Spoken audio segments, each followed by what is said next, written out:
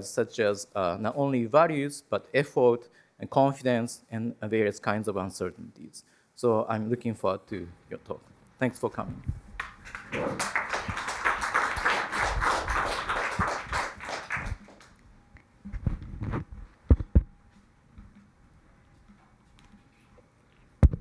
Can everyone hear me? Thank you very much for the invitation. Thank you now for a really nice introduction. I actually do have some lesion experiments to tell you about today. So as sort of a preview of some of the more refined techniques, the more modern techniques as now mentioned. So my lab studies the brain mechanisms of value learning and value-based decisions. We study this in the humble rat. And today, specifically, I'll tell you about what we've been exploring in terms of the frontal cortical contributions to decisions involving effort and risk. So options presented in the real world are rarely this straightforward. Should we be so lucky, right? Good choice versus bad choice. Much more often, choices are in the gray zone and of relative value. So you judge one value in reference to another. So we've been particularly interested in decisions involving two good options, both actually resulting in reward, but one may be qualitatively more preferred than another. So more often choices are sort of good versus better, or maybe if you're a pessimist, bad versus worse, but we'll assume optimism in the audience today. So for example, to me, these look like two good options. I really do enjoy my coffee in the morning. So the option here on the left, I could get for very little effort at home. I just press the on button on the coffee maker and I have my coffee. The option here on the right, I actually would much prefer. This is my favorite cappuccino in all of LA, and cafecito organico. As you might know, more often, those preferred options are associated with the greater cost, right? So definitely more effort, more perhaps even risk. I do live in LA where the traffic is quite a risky factor, and time and certainly some uncertainty in waiting for this preferred option. So there are actually highly overlapping, yet partially dissociable systems that support cost-benefit decisions. And I'm showing you here a mid-sagittal view of the rat. And you can see here as an example, these are the systems color-coded here after pharmacological inactivations and lesions to actually produce some impact on progressive ratio performance. So progressive ratio is simply a way to tap into sort of general motivation or work, just your willingness to work.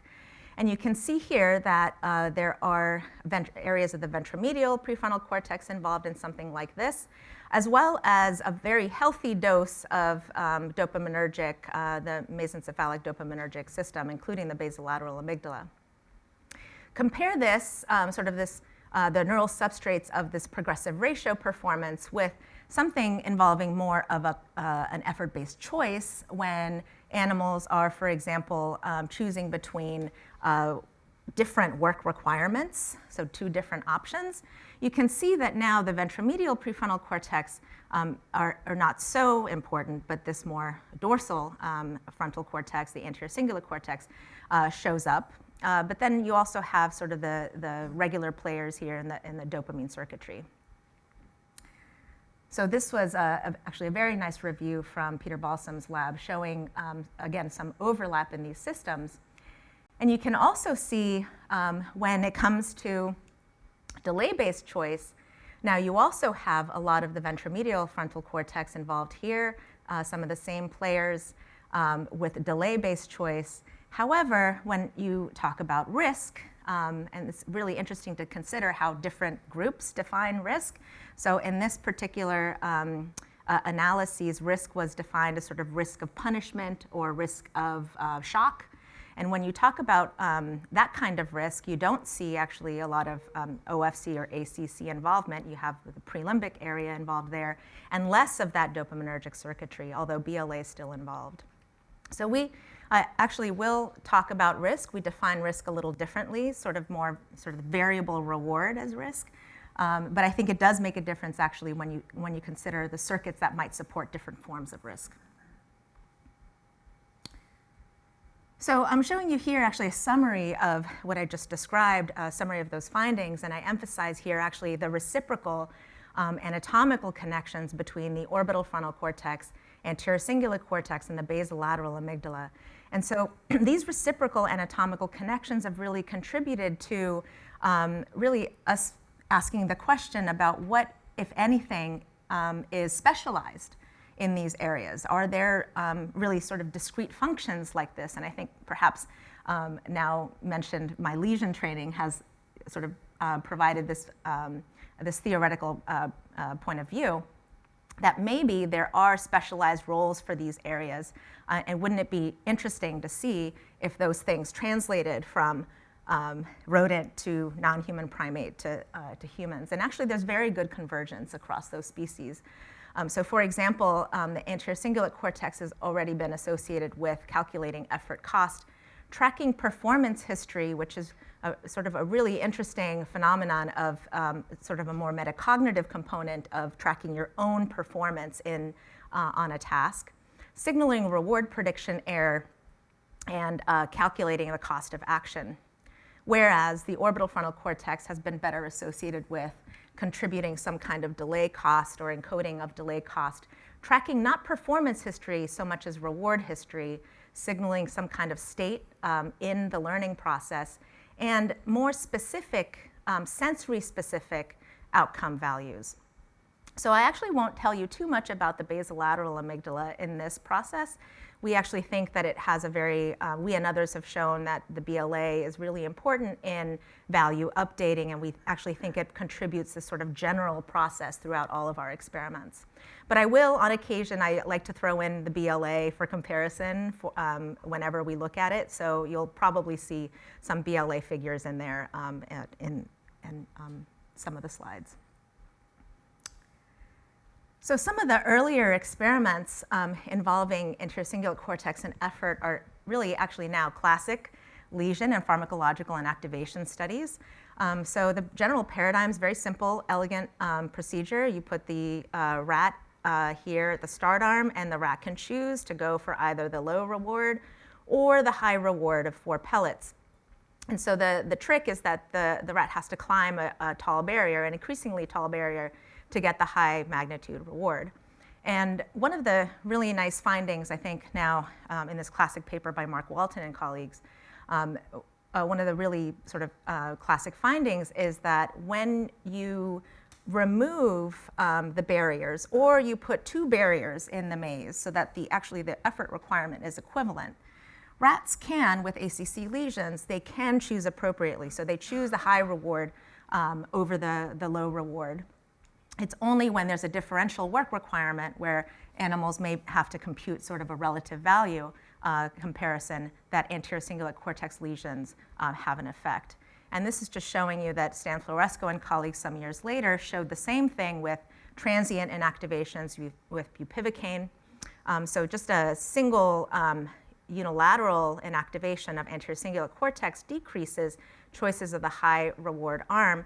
But the biggest effect is actually with a cross disconnection with bupivacaine in basolateral amygdala in one hemisphere and in anterior cingulate cortex in the contralateral hemisphere. So this is, importantly, these are experiments that sort of tap into same reward identity judgments. So you're really judging between more or less of something, and there may not be qualitative differences in those types of rewards, right? We were really interested in choosing between not more or less of something, but maybe something that is qualitatively more preferred. So I'll first highlight actually work by a former graduate student, Evan Hart, who is now a postdoc in Jeff Schoenbaum's lab. And Evan came to UCLA as a graduate student, but had already done some really interesting work in John Salamone's lab at University of Connecticut. And if you're not familiar with John Salamone's lab, he really sort of put effort-based decision-making and animal models of effort-based decision-making on the map. Really over decades of work in basic pharmacology, the dopaminergic modulation of effort-based choice. And so what Evan did, because he wanted to continue sort of the effort decision-making research, he adapted John Salamone's behavioral paradigm, where rats can self-titrate their selecting between different valued rewards.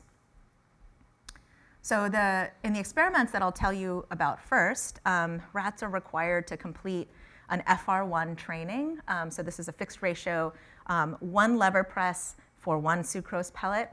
And then this is just to transition them to quickly learn to lever press before we put them on a progressive ratio schedule. And this is a rather steep schedule of every 5 pellets earned, the ratio goes up. And so the rats are really working hard. They can lever press thousands of times in a single session. And we know that they generally like these sucrose pellets. So we have this kind of PR, no choice in the sense it's not some sort of existential crisis, but it's sort of this more, there's only one option to get reward in this paradigm. And then we compare this with PR choice, and this is where Evan puts a freely available lab chow option in the operant chamber. And so the rat can still lever press on this progressive ratio schedule, but there is this less preferred chow available. So here, this is kind of like choosing between creme brulee and a ham and cheese sandwich. So this actually is not sort of special, because the animals do get the chow in their home cage, as well as in the operant setting, whereas the sucrose pellets are really only available in the operant chamber. So for Evan's very first experiment, you guessed it was a lesion experiment. This was kind of the timeline. So the animals were given a fixed ratio training schedule, put on progressive ratio. We had them reach stable progressive ratio performance before doing the NMDA lesion. So you can see here we're targeting CG1, which actually is surprisingly expansive in the rat. Having worked with monkeys before, 2 millimeters AP is a pretty prime real estate in rat frontal cortex, and so he managed to hit all of CG1. He put the rats back on a PR schedule, and then the PRC with a choice. And what he found was that when animals had the choice of going for the freely available lab chow or lever pressing for the sucrose pellets, he found reduced lever pressing for the preferred sucrose pellets with no change in chow consumption. And though we did find sort of a trend for a decrease in the number of presses here on PR, this wasn't statistically significant. So it did seem to actually affect more of this sort of evaluation, the PRC, and less in sort of this basic, more general motivation. So we wanted to find out a little bit about how the animals are valuing these options. And so we did actually administer additional control experiments for this, where animals were choosing between freely available sucrose versus chow. And you can see here that sham and lesion much prefer the sucrose pellets over chow. So that replicated what others have shown with magnitude, sort of this quantitative versus qualitative differences in anterior cingulate cortex support of those types of effort-based decisions. And I should also point out that because this was sort of interest to us, Evan and I wrote a review in behavioral processes on sort of summarizing all of the literature on quantity versus quality. And there are differences, actually. There's a lot of overlap in the circuitry in decisions involving quantitative versus qualitative differences. However, the anterior cingulate cortex plays a prominent role in both of those types of decisions.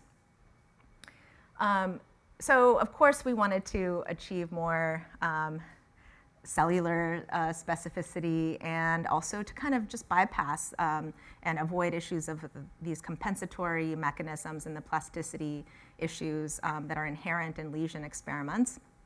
So we used a chemogenetic approach for the next experiments that I'll tell you about. So here we infused a virus in rat ACC that expressed either inhibitory or excitatory dreads in 2 separate groups of animals.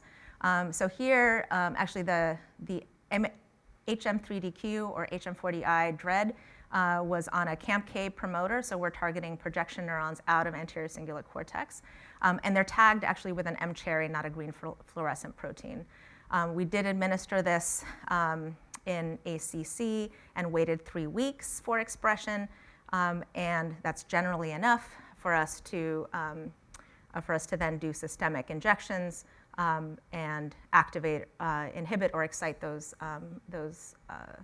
receptors at a later time during behavior. We also had, as I'll show you, an EGFP null virus control. So Evan, with the help of Tom Odell, we've done some acute slice validation of our GI and GQ dreads. So here's the mCherry fluorescent indicator here of the dreads in CG1. So we recorded in layer 2, excited in layer 1. And as you can see here with the slice experiment, you have a decrease in the field potential area when BAF application of CNO occurs in the transfected slices, but not in the control slices. And it's a reduced to baseline measure in our GI dreads. And here for our GQ dreads, we saw an increase in spontaneous bursting with BAF application of CNO, and also a decreased threshold for excitation. And these were present in our GQ slices, but not in our control slices. So we're fairly confident, at least with the slice recordings, that we're inhibiting and exciting outputs of this area.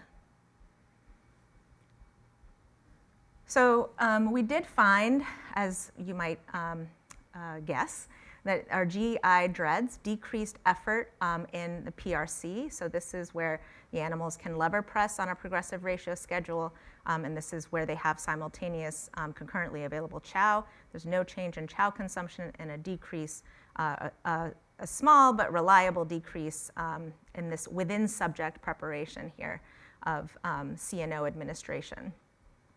There was no effect when lever pressing was the only option. So I'm curious, always curious to know what you would predict would be something that you'd see following GQ dreads. So I'll tell you what we thought, what we predicted was that it might actually follow along the lines of this dopaminergic modulation, where you could bidirectionally modulate, so increase effort output with the GQ dreads, just like how you could inhibit effort with the GI dreads. But what we didn't know actually at the time was that there were some, actually quite a few papers on cortical modulation of behavior and sort of up and down manipulations producing the same behavior. So glutamate agonists and GABA agonists producing sort of an impairment, both producing the same effect. And this happens in prelimbic area and orbital frontal cortex lesions, orbital frontal cortex manipulations. So we found something more consistent along the lines of this sort of cortical story and less the dopamine story. So to our surprise, GQ dreads also decrease effort in PRC. So here you can see that it's exactly the same direction. You have a decreased lever pressing, so no impact on chow consumption, and a non-significant, though interesting uptick in lever pressing in the PR when it's the only option. So of course we're thinking maybe it's virus exposure. EGFP null virus has no effect. Again, these are all within subject. So you can see there's no effect on PRC or PR. We've also looked at CNO and virus, and they have no effect on food preference. Both in vehicle and CNO conditions, you have animals always sort of going for the sucrose pellets over the chow reliably. So there is something interesting if you look at the time course. So again, this is all self-titrated behavior. There are no discrete trials. So rats can choose to engage or not. And when they are free to do as they want, you can see that there is a difference actually in sort of the structure of their behavior. So here in the PRC, you see what they usually do is go straight for the chow at first, and they increase in their number of presses. So this is true for both the GI dread and GQ dread pattern. But what you mostly see with the PR only, right, and this single option, is you get more lever pressing at the beginning of the session, and then this kind of drops off throughout the 30-minute session. So I'll mention this again, why this kind of structure of their behavior is important when I talk about our calcium imaging results. So what does ACC signal on this task? So for this, we leveraged the fact that we have the UCLA Miniscope project right in our backyards. We really wanted to record calcium traces in freely moving rats, not in head-fixed animals. So they're moving around, and also this is one photon technology. So for this technology to work, you first have to express a calcium indicator and then implant a lens that then you later can base plate and to find these sort of flashing neurons. And what it affords, it was very appealing to us, is this sort of single cell resolution, and that you'd be able to track the same cells over time across those conditions, across PR and PRC conditions. So for this, we teamed up with Tad Blair's lab and his graduate student, Garrett Blair, no relation, just a surprising coincidence. And Evan implanted, so first you can see this is the GCamp expression, and I really should mention all of the troubleshooting, just in this one slide, all the troubleshooting that Evan did to get this to work. So you may already know that this technology, and especially the lens implant and the GCamp expression, very well worked out in mouse, not so well worked out in freely moving rats. And so this was actually a really technical feat by this group. And so you have parameters like how far, where do you place the lens, how much do you infuse, what AAV to use. Either way, this is actually his first recordings. What you see here is, I'll show you. These are some of our very first calcium traces that we obtained while the rat was moving around between chow and lever pressing. So this is sped up video. The rat's not on a psychostimulant. Although we do have some experiments where the rats are withdrawing from methamphetamine, but not the case here. So you can see the rat can titrate its responses, its behavior throughout the session. Here's the chow, and here's the lever over here. And this is the raw video of the Miniscope. With the field of view has gotten so much better with the fourth version. This is the version 3. Delta F over F, and after a series of CNMFE, motion correction, cell segmentation, you've got these really nice spatial footprints. And here are individual calcium traces. The very first recording, he got 50 cells out of this freely moving animal. He's gotten so many more cells now. So again, one of the drawbacks of having sort of a self-titrated behavior like this is that the rat spends a lot of time in between activities. So you can't really dictate what the animal does. There are no real discrete trials. So the rat can choose to groom, it could choose to just hang out in the corner. And they actually do spend a bit of time in between lever pressing and in between eating sucrose pellets. So to avoid actually capturing those more ambiguous in-between activities, we selected 2 epochs It's the 3 second leading up to a lever press bout and the 3 seconds following a magazine head entry. This is the Food Port magazine. And what I'm about to show you is averages of those activities. So here, this is what you're going to see here, and if you blink, you'll miss it. This is the PR, sort of the no choice, single option, and this is the PRC. And this is the average frame of all of the animals that we recorded doing some lever presses. And here you'll see the spatial footprint corresponding to these activities.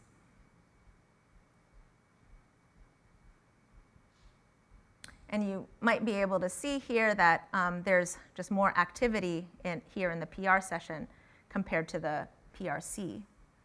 And here, similarly, we looked at 3 seconds following a magazine head entry, and what you'll see is the average frame in the PR, the PRC, and then the spatial footprint down here.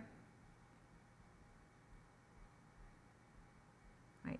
And here again, you might see that there are a few more active cells, so the averaged spatial footprint on the PR compared to the PRC.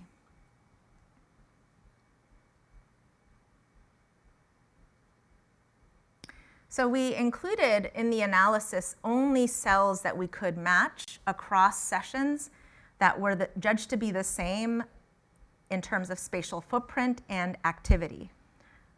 So these cells were matched across sessions.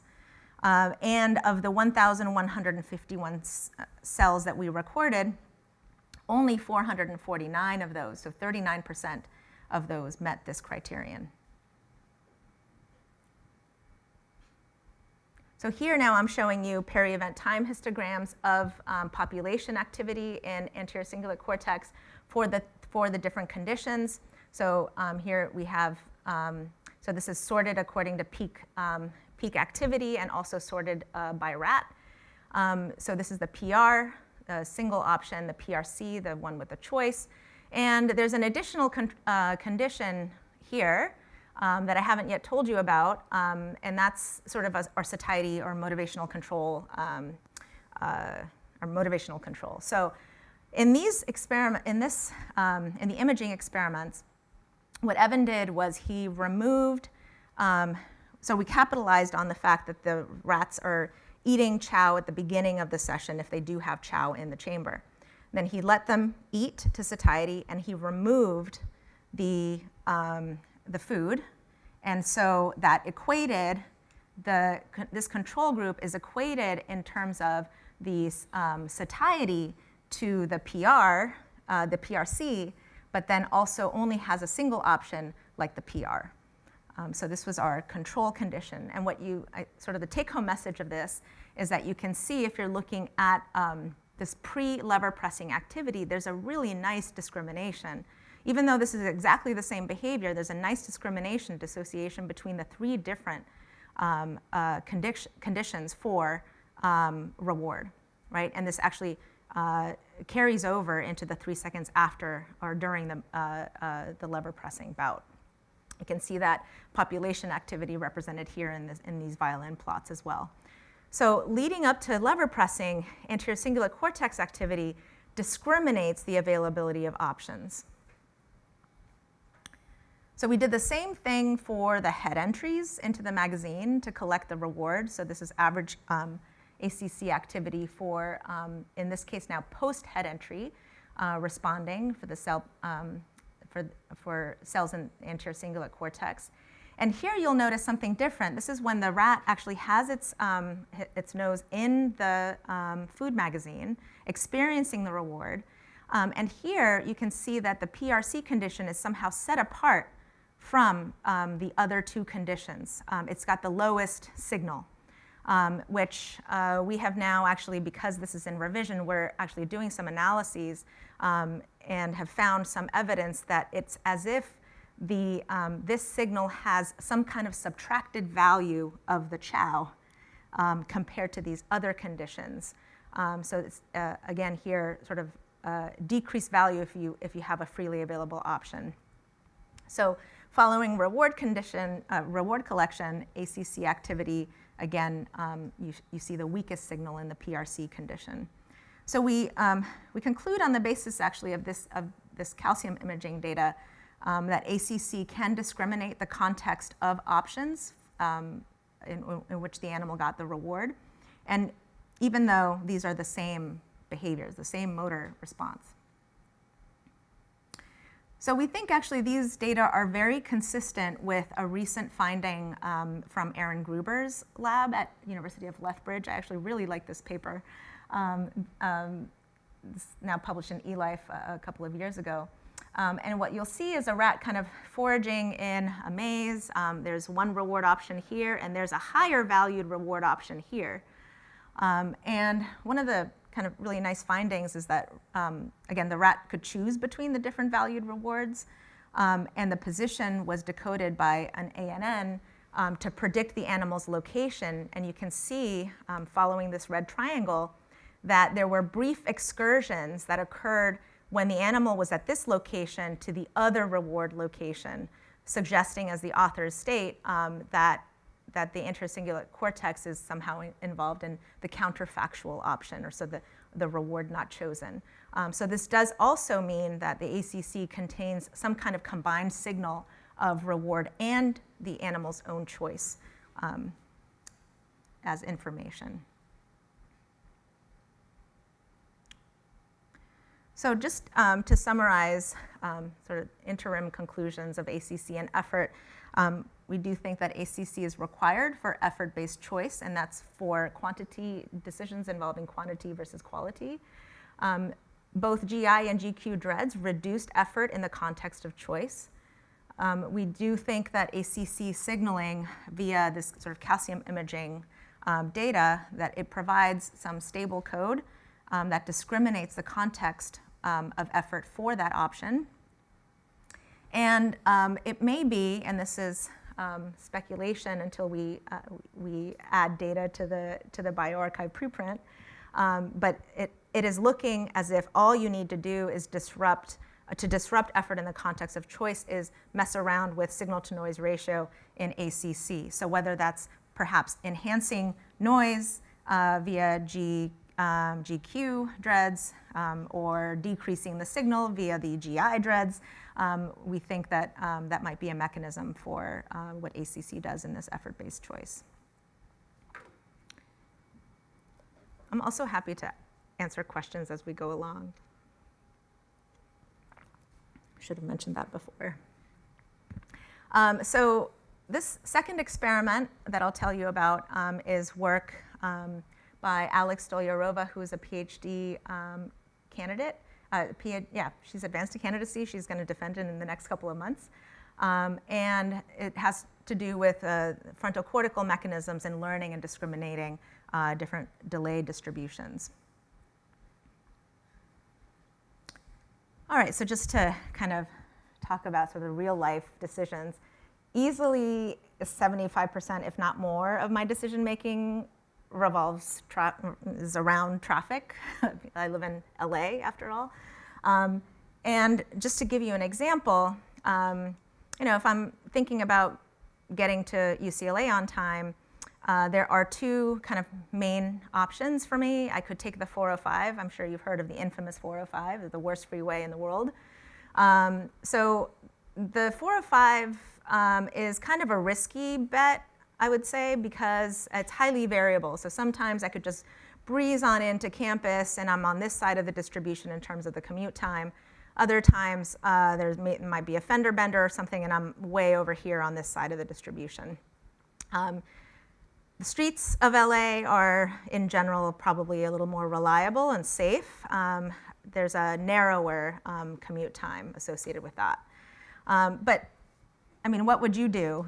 So sometimes I play the 405. So I roll the dice and I think, okay, maybe I'm going to get lucky. And that's because you have some proportion of experiences where you have these kind of, near very, very short commute times. On average, though, if I take either one of these options, my commute time is 25 minutes, right? So the average might be the same, but the variance is different. So we have a rat version of this exact thing, except that we don't have our rats driving cars on the 405, although that would be really neat to see. We have them using touchscreens. So here, rats had to, in this particular task, a rat had to initiate a trial by nose poking a center stimulus. This called up 2 stimuli that the rat could, as you can see, easily discriminate. But one was associated with a high variance, a delay to reward, and the other one always consistently with a low variance of reward, right? So the delay time, actually, on average, the rat can get a pellet every 10 seconds, but depending on the stimuli that it chose, it could result in sort of a more variable wait time, right? So some people have referred to this kind of high variance option as this more risky option, or the known risk, or expected uncertainty in some groups. So it turns out that if you give rats thousands of trials of repeated experience with this type of free choice, one thing that we found out, which was kind of surprising, is that they slightly prefer the high variance option, and that's kind of like my 405 example. Sometimes you just want to get, you might get lucky, and there's a greater proportion of those near immediate rewards with a high variance option. But aside from choice, I just want to show you that these are sort of the stimuli associated with the true distribution of delays. These are reward port checks, the probability of checking for reward associated with each of these options. So as you can see here, when we compared sham and BLA lesioned animals, these animals, so just to be clear, this is when the animal goes and has already selected the stimulus, and during the delay goes and checks for reward. The reward may not come, but it checks, and it can check. And there's no penalty in checking, so the animal can check as many times in a single trial as it wants. And so this is one of the reasons why you have these nice histograms, right, of these reward port checks. And what you'll find is that animals without a BLA or sham op, they're able to very closely match the distributions of those wait times. But rats with OFC lesions, we were surprised by the magnitude of this effect. They concentrate their reward port entries at the mean, and they fail to represent the variance. So it's almost as if the full range, so the richness of the distribution the representation is compromised with an OFC lesion. This is also true for the low variance option, but most pronounced for the high variance option. Yes? So can you explain a little bit more what's protein? So this is leading time when you are leading time? So this is when they have already selected the stimulus, and this is not actually reward collection so much as reward check. So it's on those, and there's no penalty for how many times. Sometimes animals have checked 15 to 20 times. And these are the probability of going to check during that time. So it's the delay after they select the reward. That's right, after they select the stimulus. Yes, and then they wait for up to 20 seconds. That's right. They're histogramming the delays. That's right.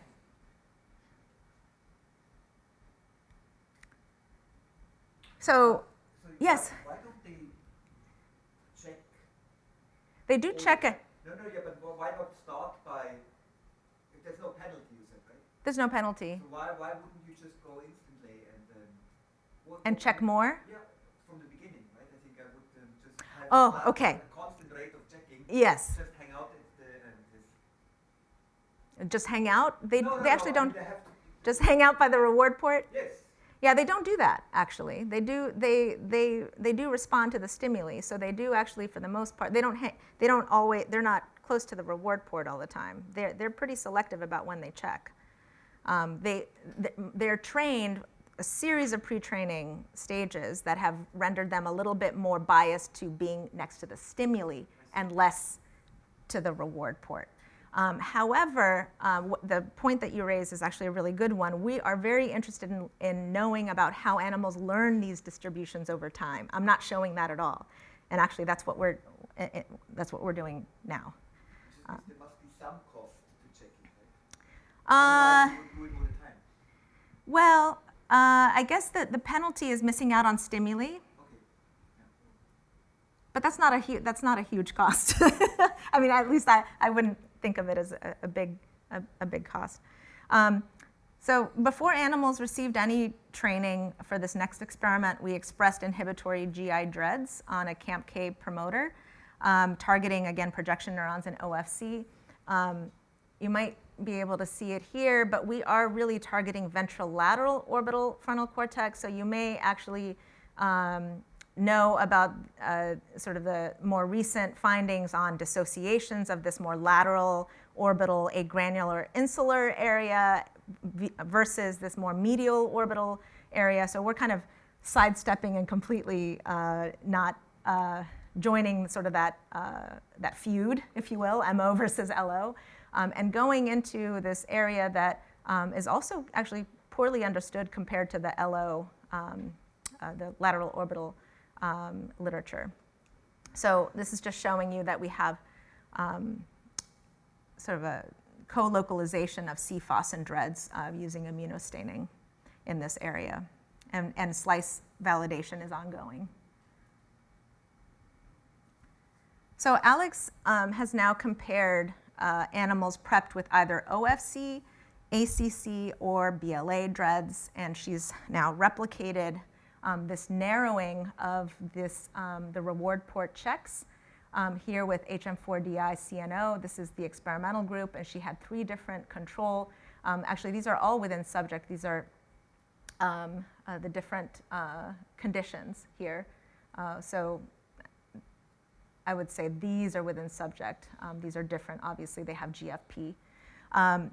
So in the darker histograms, those are the distributions of the reward port checks for the experimental conditions, as opposed to the 3 different control conditions in the lighter shades. And it turns out that inhibition of neither ACC or BLA does what OFC inhibition does to those, to the standard deviation of those reward port checks overall. So you can see that, for example, BLA inhibition renders animals more likely to check early, and this actually contributes and falls right along the lines of BLA inhibition producing an impulsive phenotype, so they're more likely to go for it than wait. There's work aversion, delay aversion in BLA after BLA inhibition.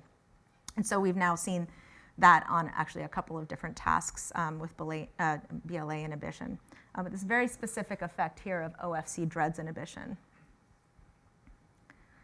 So what about responding to shifts in the value distribution? So I should point out that this early story was the whole point of of this experiment was not to study reward port checks. It was actually to really understand what how animals adapted to changes in those distributions or reversals in those distributions. So this kind of arose as sort of something that was actually really interesting, but it wasn't the main point. The main point was actually to study how animals respond to better than expected delay distributions, so waiting more, waiting less time on average, versus worse than expected delays, waiting more time on average. And so Alex focused on studying upshifts and downshifts on the high variance option because this is what, in the lesion experiment published a couple of years ago, this is what yielded the most interesting effects. And so you can see here, on average, the animal was waiting 10 seconds. But here, with an upshift, so it's better than expected, right? The animal's waiting much less. And then a downshift on HV would be the animals waiting much more time on average. So what does that look like? There are differences in behavior that I'd like to show you. So rats can actually, they do detect when we significantly change those delay distributions.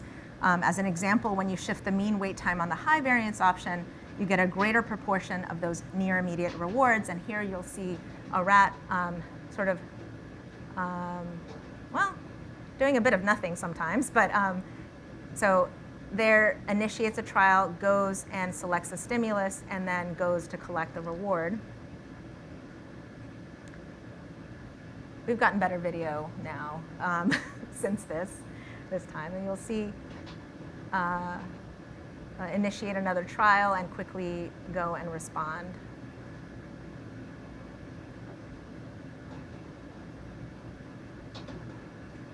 Should also point out we don't have any auditory cues in this task.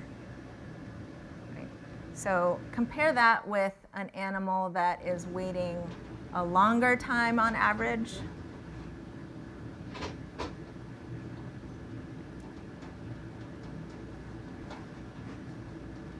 So there I'm expecting a reward and I'm not getting it. I want my money back. So shown here actually is the probability of the choice change in favor of the high variance option.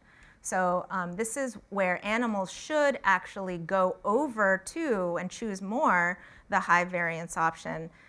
But when they're waiting longer than average, they should select that less.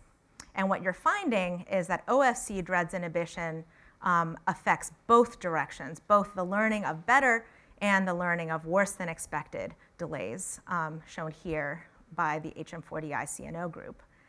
You'll also notice that ACC inhibition and BLA inhibition do affect learning or adjusting to better than expected delay distribution changes, but not in learning worse than expected distribution. So it seems that ACC and BLA may be more important in detecting those kind of positive surprising events, but not in the negative ones. So OFC does seem to be really important in adjusting to both sides, both better and worse than expected changes. So I'll end with some marriage between theory and experiment. Several groups actually have referred to the range of possibilities, sort of the standard deviation or the variance of value as risk or expected uncertainty. And so recently, Ali Soltani and I reviewed both theory and experimental evidence of expected and unexpected uncertainty. And so based on the experimental evidence that I've shown you, and particularly the second experiment, OFC and also perhaps ACC can accumulate information about the standard deviation of reward outcomes over time. And it's perhaps not over time, but maybe over trials, many, many trials and repeated experiences. And so this information may be really important in judging changes and learning about changes. If you don't represent what's possible, you can't then adjust to changes in either direction. So other aspects of the reward environment, such as surprise or volatility, may be really difficult to detect. And so Alireza has a formal definition here, and we've reviewed evidence that indeed these cortical areas may be really important in expected uncertainty in particular. So with that, I'd like to thank funders, collaborators, in particular Tad, Tom, and Alireza, the graduate students that contributed to the work, Evan, Garrett, and Alex. And thank you all for your kind attention.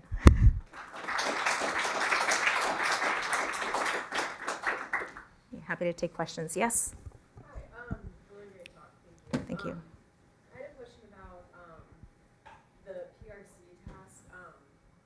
I was wondering if, so when you have the chow there with the sugar cubes, do you think the depletion of that has anything to do with the time course of them exploiting that versus exploring the sugar cube option? Yeah. So it's a fantastic question about the time course. So if I had to do it all over again, I would have more controlled chow. So maybe even have grain pellets so that we could control those. So like in a more standard effort discounting paradigm, control those factors. I do think that I've presented these data in enough venues to know what behavioral economists think about this. And so one thing that's been pointed out to me is that the sugar pellets are in a closed economy, and the chow is in an open economy. So it's not at all special. So what you really want to do is actually have the reverse also, test the opposing, so the other side of things. So controlling for time course and also economy type would be a future direction for sure. Yeah, and I just wonder if it was constantly like there and they knew it wasn't depleting, that they would treat it differently than seeing that it is lowering as they eat. A discrete possibility, absolutely. Definitely something that we thought about. And also, if you're thinking about expected uncertainty and anterior cingulate cortex, there's more uncertainty in the sucrose pellet pursuit, right? So they have to actually have a representation of the outcome, whereas the other, there's no ambiguity. It's always there. So that's definitely something that, again, with future experiments, we're going to address. Thanks. In the back. I was wondering if the ACC result that you see, the difference between three conditions could be explained by something like the relative value or the absolute difference between the two available options. Is this for the first experiment or the second? For this experiment. Okay. So absolute value versus relative value. Oh, well, the absolute of the relative value, basically the difference between the two options, but because if, maybe you have two populations of cells, one coding probably one option, the other option, and then what you're seeing is kind of the difference between the two, but it's an absolute because you don't even know, it's not like the AC prefers one over the other. That's right. So we don't have the technology I think, to test that possibility. We would have to. So I do know of some technology where you can identify the cells that are active in a particular condition, and then directly stimulate those. We don't have that technology yet. That would help to address whether it's a population of discrete neurons in ACC that are really coding for this difference. I think that there's enough data out there to show mixed selectivity in different regions of even rodent frontal cortex. So I think that they're populations that, as a network, contribute to this code, if you will. Yes? Another question about this task. So, in the PR choice compared to the PR, do they progress on the task More slowly? Yeah. So I guess I would ask about what do you mean by progress? So I actually think that there's very little learning here. So it's really just a performance measure. With respect to leveling up the different number of presses required to get reward? Oh, okay. So in terms of work output, yes, it's lower for the PRC. And is that, and sorry for missing, is this how you explained why in the PR you basically have this bump in activity and then Yes, the time course is different. That's right. The structure of the behavior is different within the session. And we actually right now we're doing some additional analyses to show that the signaling is not just weaker behavior. Because that would be a concern. So you have more trials in the PR, not trials, but you have more behavior in the PR than you do in the PRC. So we match our behavior and still find these signaling differences. Now? So for the second experiment with changing distribution over time, the null hypothesis would be rats are choosing based on expected value, expected utility. In this case, you would use temporary discounted value times the probability distribution. And do you think there's something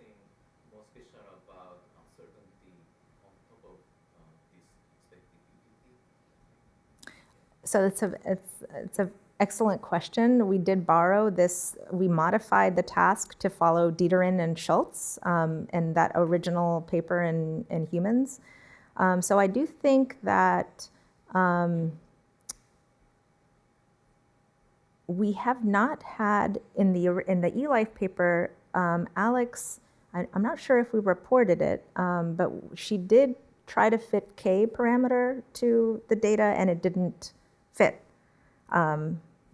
those reward port checks. So what she just compared Rescorla-Wagner and Pierce-Hall models, and those seem to fit more the choice data, but not the reward port check data. So we're actually working right now with Kyo Igaya in modeling how animals are learning these distributions. Yes? Following up on what he asked about relative value coding, you said that the representation of value or ACC activity for the lever press when there was chow available seems to have subtracted value from the chow.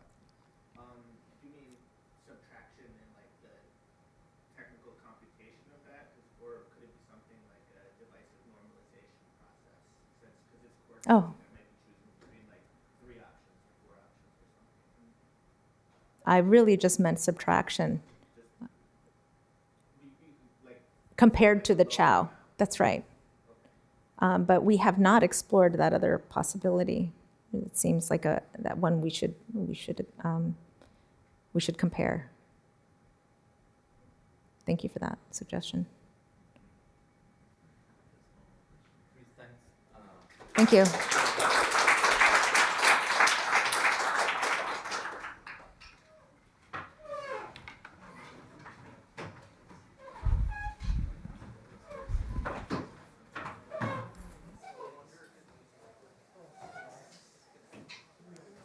I really like the distribution over time. That's very interesting task. You have It's so rich. yeah. We're still just getting our heads around that. It's, yeah, hopefully it'll yield some interesting explanations.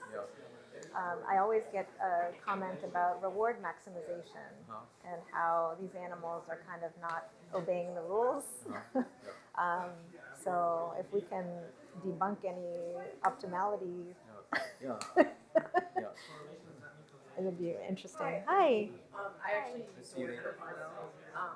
Who? I've worked for Bruno Oh, as a postback. Yeah. fantastic. And I have one more question. So in the second task where, so they are able to adjust to shifts in the mean of the distribution, do you think that would be true if they were learning the distribution as you were inhibiting, or if it's like just Great the question. shift?